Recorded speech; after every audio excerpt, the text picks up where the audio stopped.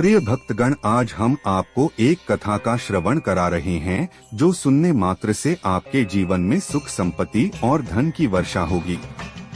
तो चलिए कथा को प्रारंभ करते हैं। एक समय की बात है, एक गांव में एक गाय थी जिसका नाम बहुला था।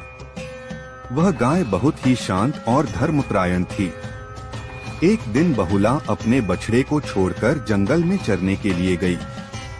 अचानक वहां एक शेर आ गया और बहुला को देखकर बोला, तुम्हें खाकर मेरी भूख शांत होगी।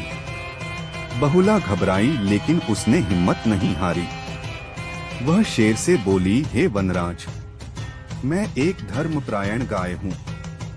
मेरे छोटे बछड़े की भूख लगी होगी, वह मेरा इंतजार कर रहा होगा। मुझे जाने दीजिए, मैं अपने बछड़े को दूध पिलाकर वापस आ जाऊंगी, फिर आप मुझे खा सकते हैं। शेर को बहुला की बातों में सच्चाई दिखी। उसने बहुला को जाने दिया, लेकिन धमकी दी कि यदि वह वापस नहीं आई तो उसे बहुत पछताना पड़ेगा।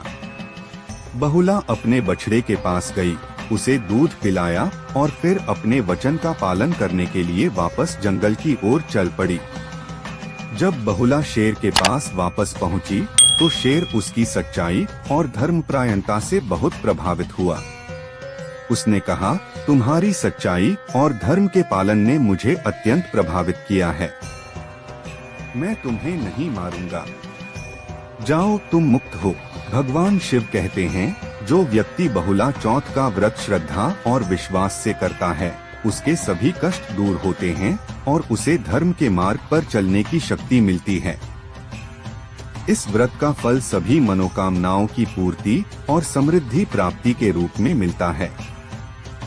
इस प्रकार बहुला चौथ व्रत की कथा से यह सिद्ध होता है कि सत्य और धर्म के मार्ग पर चलने से ही जीवन में विजय मिलती है।